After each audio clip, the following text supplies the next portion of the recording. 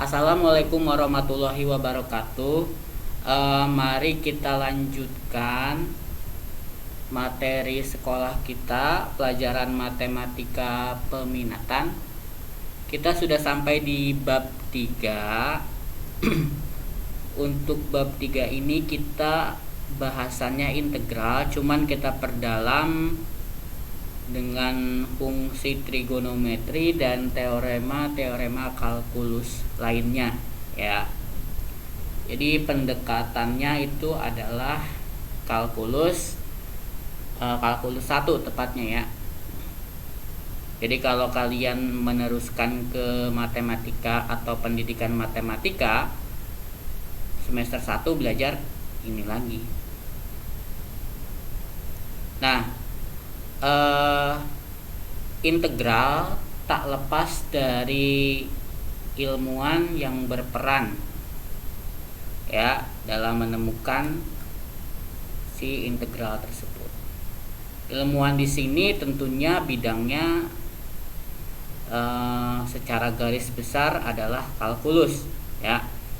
Menurut sejarah, tokoh yang mengembangkan dan memperkenalkan konsep diferensial dan anti diferensial adalah si Leibniz ya. Di nama panjangnya Gottfried Wilhelm Leibniz. Jadi di sini dia menerangkan tentang konsep turunan dan anti turunan atau integral.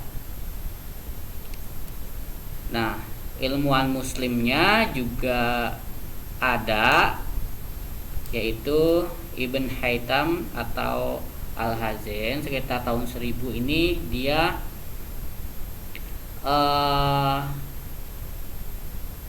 jadi yang menemukan aturan pangkat ya. Jadi hasil kali pangkat lalu diturunkan ya, ini ilmuannya.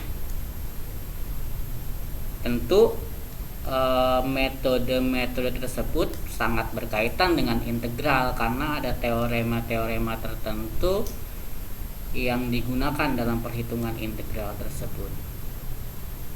Nah, integral fungsi trigonometri atau ini sebenarnya bahasan integral ya. Bahasan integral secara garis besar dalam kalkulus. Jadi integral dibedakan menjadi 2. Tentunya kita sudah belajar dua-duanya di kelas 11 ya. Ada integral tak tentu dan integral tentu. Yang integral tentu itu ketika kita mensubstitusikan sebuah titik, itu kaitannya dengan menentukan sebuah luas tentunya.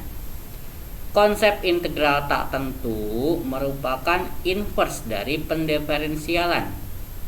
Jadi ketika kita mengerjakan integral tentu, secara tidak langsung kita mencari inverse sebuah turunan ya. Makanya disebutnya anti turunan dari sebuah fungsi. Dengan kata lain, integral tak tentu atau anti diferensial merupakan konsep yang berhubungan. Ya, jadi kalau misalkan si f besar ini, si f besar x ya, kita bedakan. Si f besar x ini mempunyai turunan, maka dia juga akan mempunyai inverse, yaitu sebuah integral. Nah, ini dasarnya yang harus kalian hafal. Jadi kalau misalkan integral sin x, dia itu min cos x. Berbeda atau kebalikan dari turunan. Kalau turunan kan turunan sin x cos x ya. Kalau ini integral sin x min cos x, yang namanya inverse atau kebalikan itu biasanya di sistem bilangan disertai dengan tanda kebalikannya. Kalau inverse positif kan berarti negatif. Dan masih banyak lagi ini yang akan membantu kita dalam proses pengerjaan integral. Mungkin tidak asing lagi, ini juga sin A X plus B min 1/a cos AX plus B, pola-polanya seperti itu. Nah, lalu antiderivatif itu apa? Ya, antiderivatif itu kita harus tahu derivatif dulu. Derivatif adalah turunan. Antiderivatif artinya anti turunan. Anti, kalau misalkan kita ngomong, gue mah anti sama dia gitu, berarti kita lawannya gitu, atau inverse-nya kalau dalam matematika. Jika f aksen x sama dengan fx, maka fx adalah antiderivatif dari si f kecil ini ya. Kita misalkan dulu y-nya sama dengan f besar x, maka didapat nanti dy per dx itu sama dengan turunan f ya. Maka dy per dx ini juga akan sama dengan si f kecil x ini, dengan dy sama dengan f kecil x dx, itu artinya integral ya. Integral dy sama dengan integral si fx. Maka dengan kata lain, ketika kita punya integralnya, ketika kita punya fungsi dy per dx sama dengan cos x, maka kita punya integral si cos x ini sama dengan sin x plus c. Seperti itu cara bacanya ya. Nah, contoh, tentukan antiderivatif. Saya mau membiasakan kita pakai bahasa antiderivatif dulu ya, supaya kalian tahu. Kalau misalkan di matematika perkuliahan itu dibahas lebih rinci, antiderivatif dan integral itu beda ya, maksudnya konsepnya, walaupun mereka adalah sebuah bahasanya keluarga ya dalam fungsi. Tentukan antiderivatif dari fx sama dengan sin x. Sebenarnya dengan melihat konsep yang tadi ini, kita sudah bisa menebak bahwa si antiderivatif dari fx itu adalah sin x. Cuman kita di sini tidak main tebak-tebakan kalau matematika ya. Nah, jika fx sama dengan sin x, maka f besar x ini menunjukkan integralnya ya. Kita tidak memakai notasi integral yang seperti cacing dulu. Kita akan mendefinisikan si f besar aksen ini adalah antiderivatifnya ya, sama dengan min cos x plus c. Karena turunannya adalah sin x, maka secara tidak langsung kita bisa lihat di sini ya, turunan sin x kan cos x, namun di sini mempunyai inverse positif jadi negatif. Maka antiderivatif dari fx sin x itu adalah min cos x ditambah c. Nah, sebenarnya beberapa fungsi juga memiliki antiderivatif yang sama. Misalkan dari satu keluarga fungsi. Kenapa di sini ada plus c? Karena kekeluargaan fungsi itu kekeluargaan fungsi itu ketika kita mencari antiderivatifnya akan berbeda dari si konstantanya saja ya. Nah, pertanyaannya, mengapa antiderivatif atau anti turunan dari f besar x ini min cos x tambah c? Nah, misal gini pembahasannya. Jika turunan si f besar ini sin x, maka f besar x adalah antiderivatif dari si fungsi yang f kecil ini ya. Misalkan kita punya fungsi yang akan kita turunkan jadi dfx per dx itu sin x, yang akan kita turunkan terhadap x ini adalah sin x. Maka kita punya dfx nya sin x, si dx pindah ruas jadi dx. Dx kan definisi dari antiderivatif ya, atau integral.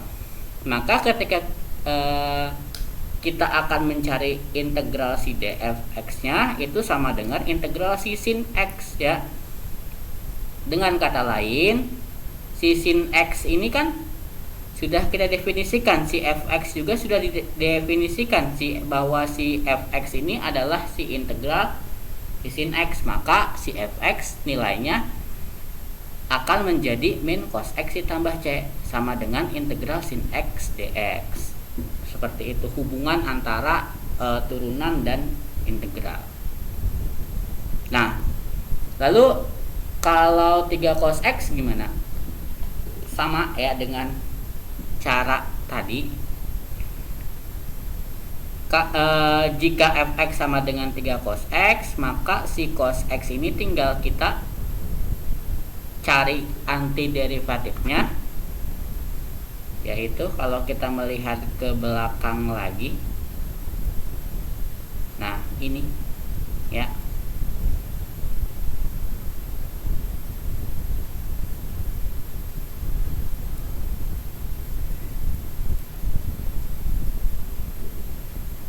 maka si antiderivatifnya adalah 3 sin X. Alasannya kenapa?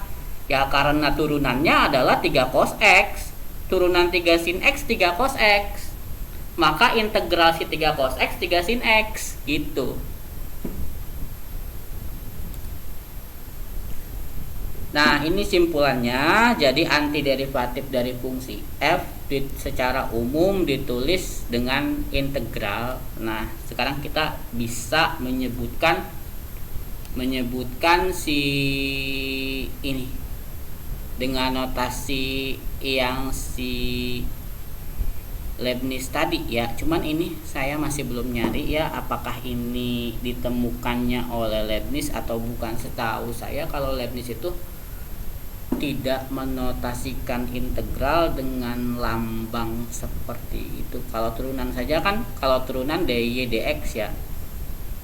Nah, jika dfx dx sama dengan fx, maka integral fx dx sama dengan fx ditambah c. Jadi untuk setiap bilangan real c yang berbeda hanya konstantanya saja. Tidak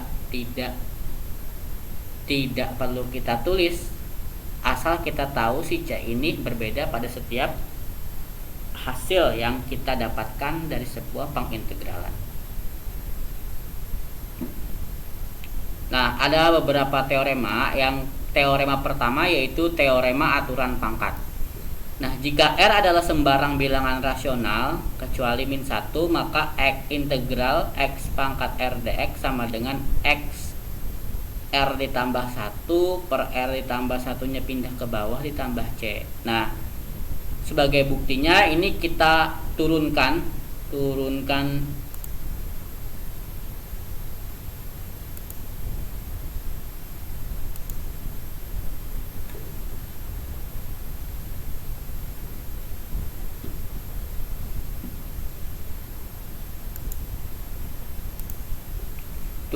sebelah sini, maksudnya sebelah kanan tuh yang ini kita turunkan. Jadi X notasi si Leibniz menyebut turunan itu seperti ini ya. Menotasikannya dx artinya diturunkan terhadap X R tambah 1 per R tambah 1 plus C itu sama dengan turunan X itu habis tinggal 1 ya. R plus 1-nya adalah penyebut, R plus 1-nya turunan dalam dari X pangkat R. Jadi sama aja dengan nanti ini sama ini kita coret, 1 kali X pangkat R sama dengan X pangkat R.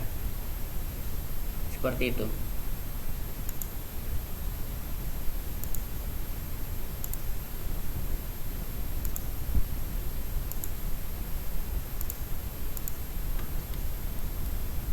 Nah, untuk teorema B ini ada integral cos X sama dengan sin X. Teorema B ini berhubungan langsung dengan integral tak tentu fungsi trigonometrik ya. Jadi kalau misalkan kita punya integral cos X dx sama dengan sin X, kita perlu bukti juga sebenarnya. Nah, di sini kita misalkan dulu fungsi y-nya ini sama dengan sin X ya. Seolah-olah kita tahu bahwa ini yang dimaksud ya, seolah-olah kita tahu dulu, kita umpamakan ini tahu bahwa si y-nya ini sin X. Maka ketika kita cari turunan y itu sama dengan cos X. Paham ya di sini ya? Misalkan y itu sin X, ketika kita cari turunannya yaitu sama dengan cos X. Nah, jika turunan Y sama dengan cos X, maka si Leibniz dy dx nya itu menyebutkan ini notasi turunan untuk, bukan untuk ya, turunan yang ditulis oleh Leibniz. dy dx nya itu bukan dy per dx ya, dy dx sebenarnya, cuman kita kadang suka keliru. Saya juga masih keliru, lupa bahwa ini tidak boleh dibaca dy per dx. Maka dy dx nya itu sama dengan cos X ya. Notasi turunan biasa kita ubah ke dalam notasi Leibniz. Ketika kita cari dy sama dengan, itu artinya kita memindahkan dx ke sini. Maka dy sama dengan cos X dikalikan dengan dx. Nah, karena dx itu artinya diintegralkan terhadap x, maka ketika kita cari integral cos x dx itu sama dengan integral dy sama dengan y ditambah c ya. Kalau di sini terhadap y, berarti di sininya y fungsinya. Kalau di sininya terhadap x, berarti di sininya dx. Kita sudah mendefinisikan y sama dengan sin x, maka tinggal kita ubah si fungsi y ini menjadi sin x lagi. Maka integral cos x dx sama dengan sin x ditambah c. Bukti ya. Nih, ini PR. Nanti ketika luring saja, tapi bukan luring besok, luring Selasa. Pokoknya ditulis aja, nanti suatu saat saya koreksi harus ada. Nah, teorema C sekarang. Integral sendiri itu khususnya integral tak tentu merupakan operasi linear ya. Misalkan kita punya f dan g. F dan g ini kita misalkan punya anti turunan atau punya integral tak tentu. Dan terdapat K suatu konstanta, maka kita akan dapat 3 teorema ini. Teorema yang pertama, integral kfx ya, ada konstanta di depan fungsi, diintegralkan terhadap x, maka si konstantanya ini bisa kita keluarkan dahulu, lalu kita integralkan si fungsinya ya, baru kita kalikan dengan konstantanya, begitu. Untuk yang kedua disebutnya aturan jumlah. Integral hasil penjumlahan sama dengan penjumlahan hasil integral, itu dibacanya. Integral pengurangan sama dengan pengurangan hasil integral. Yang dua ini sengaja saya tidak pisah dengan notasi plus minus supaya kita punya banyak referensi atau teorema ya. Nah, untuk membuktikan teorema 1 dan 2, kita cukup mendiferensialkan ruas kanan. Jadi kita seperti yang tadi kita akan memperoleh integral di ruas kiri dan turunannya di ruas kanan. Ini tidak usah saya jelaskan lebih rinci ya. Nah, contoh 2, carilah anti turunan yang umum dari fx sama dengan x pangkat 4/3. Nah, dengan menggunakan teorema A, yaitu teorema aturan pangkat, maka diperoleh si integral x pangkat 4/3 ini kita ditambahkan 1. Jadi 1 ini kan 3/3 aslinya ya, dibagi dengan pangkatnya ini ketika ditambah 1. Jadi sama dengan x pangkat 7/3 per 7/3 ditambah c. Jadi 7/3 ini ketika kita tarik ke atas jadi 3/7. 3/7 x pangkat 7/3 ditambah c. Paham ya, ini integral biasa, bukan trigonometri. Jadi harus paham. Nah, perhatikan bahwa untuk mengintegralkan suatu pangkat x, kita perbesar pangkatnya dengan 1. Artinya Maksud dari ini integralnya ditambah 1 dan membaginya dengan pangkat yang baru. Pangkat yang baru ini artinya pangkat setelah ditambahkan 1 dipindahkan menjadi penyebutnya.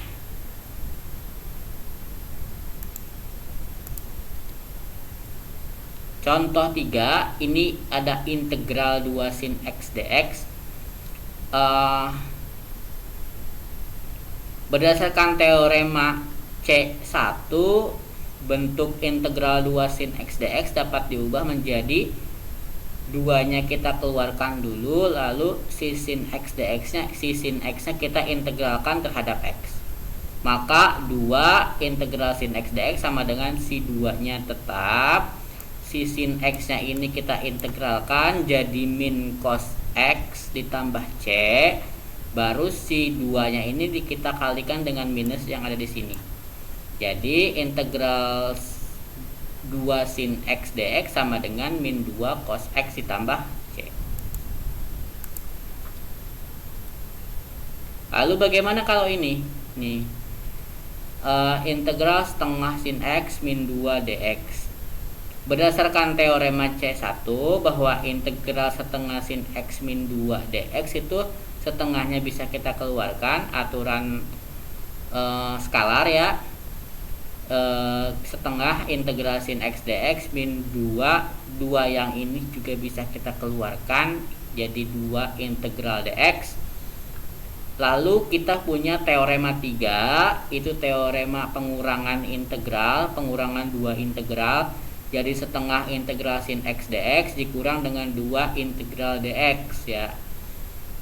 Setengahnya kita hiraukan dulu, si sin x kita integralkan terhadap x menjadi min cos x. Minus 2 kita tulis, kita bawa integral dx itu sama dengan x. Ya, kalau 2 dx berarti 2-nya tinggal ditambahkan x. Maka kita dapat setengah min cos x min 2x ditambah c. Setengahnya kita kalikan dengan min cos x, jadi setengah min setengah cos x ditambah c. Lalu min 2 nya juga kita kalikan. Karena ini urutannya trigonometrinya minus, maka alangkah baiknya yang di depan ini yang angka dengan variabel dulu, baru trigonometrinya ya. Jadi min 2x min setengah cos x ditambah c. Oke, jadi PR-nya ini hanya yang pembuktian saja ya. Ini kalian bebas ya caranya ya, asal jelas langkahnya. Dikumpulkannya pada saat luring saja ya. Nanti untuk absen jangan lupa di EMA Islamiyah Sawangan ya,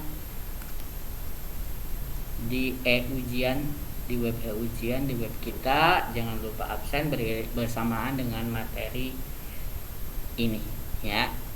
Oke. Materi kita cukup sampai di sini. Wassalamualaikum warahmatullahi wabarakatuh.